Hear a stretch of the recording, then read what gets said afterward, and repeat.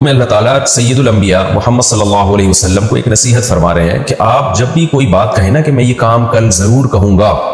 تو اس کے لیے کوئی ایسا لفظ ساتھ میں لگا دیا کریں جس سے یہ ظاہر ہو کہ اگر اللہ نے چاہا۔ ہوا یہ تھا کہ جب مشرکین نے آپ سے پوچھا اصحاب کہف کا واقعہ کیا ہے، تو آپ تو عالم الغیب نہیں تھے، آپ کو معلوم نہیں تھا، تو آپ کو امید ہوئی کہ اللہ تعالیٰ مجھے بتائے گا، کیونکہ یہ تو وہ خبریں ہیں جو انبیاء بتاتے، یعنی اس طرح کے واقعات تو انبیاء بتاتے ہیں۔ اور یہود اور نصارہ، اگر یہ عیسائیوں کے دور میں واقعہ ہوا تھا تو عیسائی پادری نقل کرتے آتے تھے اس کو،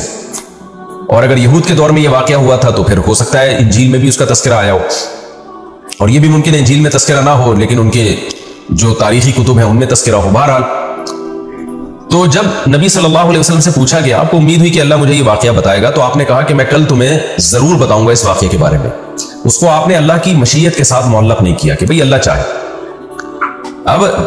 جیسے پیغمبر صلی اللہ علیہ وسلم کے ذریعے امت کی تربیت کی جاتی ہے، تو اللہ براہ راست سید الانبیاء کی تربیت بھی کرتا ہے۔ اس کی مثال ایسے ہے جیسے صحیح بخاری میں حدیث ہے کہ حضرت موسیٰ علیہ السلام سے کسی نے پوچھا کہ اس وقت دنیا میں سب سے بڑا عالم کون ہے؟ حضرت موسیٰ نے فرمایا میں ہوں۔ بات بالکل درست تھی، لیکن اللہ تعالیٰ کو حضرت موسیٰ علیہ السلام کا یہ انداز پسند نہیں آیا۔ وہی آپ کو یہ کہنا چاہیے کہ دنیا میں سب سے بڑا عالم اللہ ہے۔ بعض باتیں ٹھیک ہوتی ہیں لیکن الفاظ کی جو سلیکشن ہے وہ اس سے بے ادبی جھلک رہی ہوتی ہے، تو اللہ کو یہ لفظ پسند نہیں آیا کہ موسیٰ علیہ السلام نے کہہ دیا میں ہوں۔ بھئی آپ کے پاس تو جو کچھ ہے اللہ کا دیا ہوا ہے، تو آپ کہتے اللہ ہے اور پھر اللہ نے مجھے یہ علم دیا ہے، یوں کہہ دیتے۔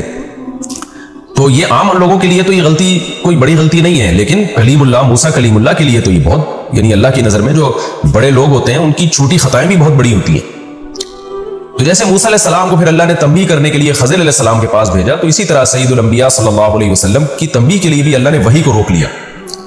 یعنی اللہ تعالیٰ نے اس بات پہ تنبیہ فرمائی کہ آپ نے یہ کیسے کہہ دیا کہ میں کل بتاؤں گا؟ بھئی آپ کے پاس تو کچھ علم نہیں ہے، اللہ جو علم آپ کو دے رہا ہے آپ اس کے ذریعے بتا سکتے ہیں، تو آپ یہ کہہ دیتے کہ بھئی اللہ نے بتا دیا تو بتا دوں گا،